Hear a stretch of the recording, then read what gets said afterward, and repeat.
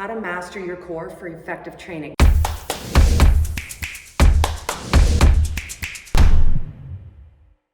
Hi, I'm Amanda, the body coach. I've been a fitness professional for 20 years, and I'm going to bring you some extreme facts and some value to your health and fitness journey that you can ponder on.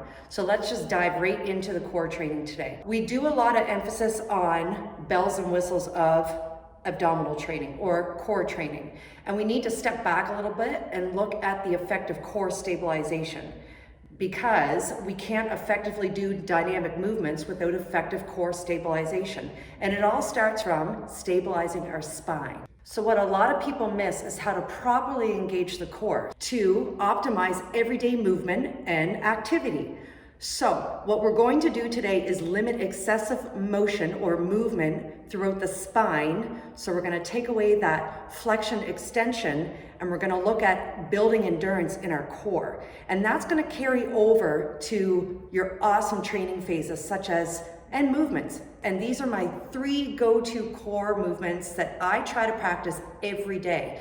And this really enhances my lift or my training days when I'm squatting, I'm deadlifting, I'm doing any kind of push or pull. So follow along with me. I have an amazing assistant today that's going to help me and help you learn the McGill Big 3. So let's get into the 3 core stabilization movements that we're going to focus on today, called the McGill Big 3. So first move today is we're going to do an isometric curl up, or you can think of it as a crunch. So we want to minimize the movement through our spine. We're limiting excessive movement and motion in our spine to build that endurance in our core. So let's get into our isometric curl up. Melissa, one of my clients, is going to take her left leg nice and long. And what this does is it minimizes that need of motion coming up into that isometric curl up. She's going to bring one leg in. She's going to take both hands and place them in behind her lumbar. So these are pressure sensors, and it allows her to feel if she's excessively coming up too much in motion or rounding up through the spine. So what we're going to do is we're going to create that nice neutral spine. She's going to exhale, and breathing is a really, really important part of isolating through our spinal stabilization and core. So she's going to exhale and lift her head slightly off the mat, and she's going to hold this for about 10 seconds. So you just want to come up enough that the shoulder blades are lifting off the mat, and she's going to come back down. Very good. She's going to repeat that for 6 times. So this is working the front of our spine. Excellent. And she's going to come back down. So again, that's the isometric curl up, very effective for helping with the front of our spine, hitting that rectus abdominis, one of very many muscle groups that comprise of our trunk, midsection, and core. Okay, so our next move is a side plank, and we're focusing on the sides of our trunk. So working the obliques, but also stabilizing through the shoulder blade, connecting down into the hip line.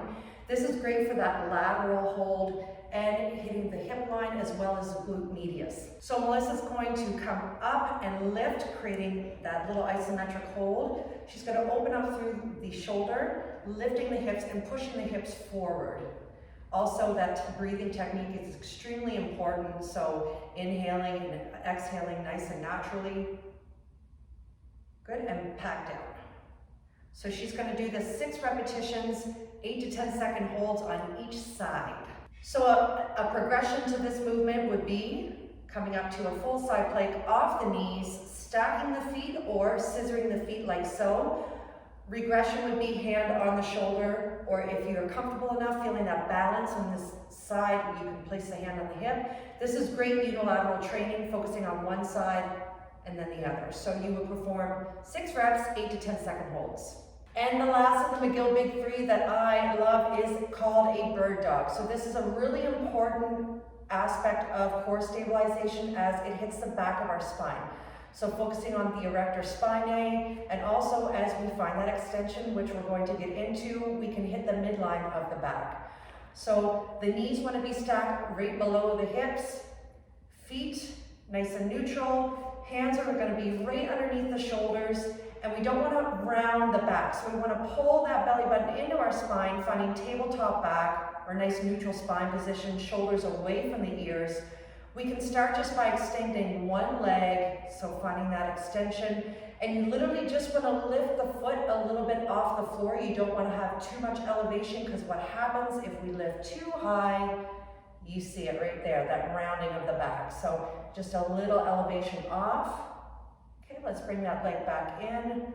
So let's take it to the other side, bring the hands back a little bit. Let's find that neutral spine and that nice breathing. Let's take the leg nice and long. And now we're going to add the opposite arm reach. So she's going to find a point type positioning, holding for 10 seconds, maintaining that nice flat back. And I find by making a fist, I have a little bit more connection.